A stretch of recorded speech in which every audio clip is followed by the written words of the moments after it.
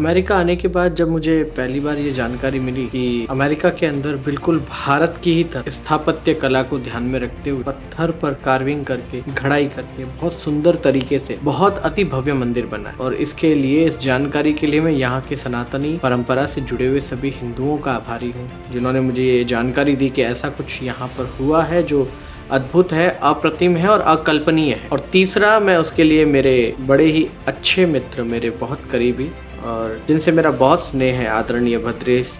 दास स्वामी जी महाराज को भी मैं श्रेय देना चाहूंगा कि जिनके कारण आज मैं रॉबिन्सविल की इस पावन धरा पर, पावन इसलिए भी है जहाँ पर इतना बड़ा तीर्थ बन जाए, वो धरती पावन हो जाती है, स्वतः हो जाती है। भोग भूमि अमेरिका को भी योग भूमि और कर्म भूमि बनाने का कार्य जो हम सभी हिंदुओं ने मिलकर किया है रॉबिन्सविल के अंदर, ये अतुलनीय है, अविस्मरणीय है और इसे पूरा विश्व युगों युगों तक याद रखेगा।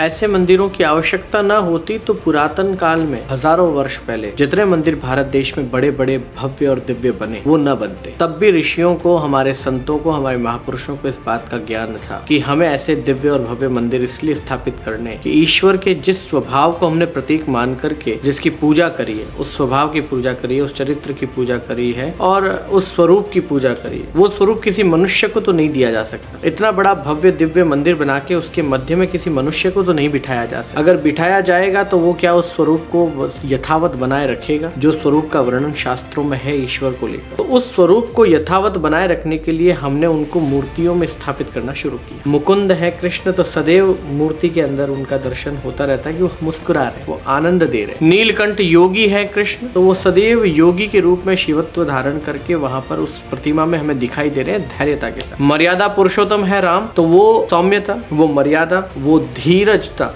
वो धैर्यता जो शास्त्रों में वर्णित है उनके स्वभाव को लेकर, उनके स्वरूप को लेकर, उस मूर्ति में यथावत जन्मों जन्मों तक रहने वाली। इसलिए मूर्तियों की स्थापना करने का उद्देश्य बना और ये लेगेसी जो हजारों वर्षों से चली आ रही है, इस लेगेसी का निर्वहन यथावत मूल रूप से करने का कार्य अगर किसी संप्रदाय ने किया है तो मैं बड़ी जिम्मेदारी के साथ आज ये बात आंखों देखा, मैं तो कहूँ मेरी आंख ने देखी, मैं बाहर की बात नहीं करता, जो मैंने आज देखा है वही आपके सामने कह रहा हूँ। उस स्वरूप को यथावत बनाए रखने का कार्य स्वामीनारायण संप्रदाय है।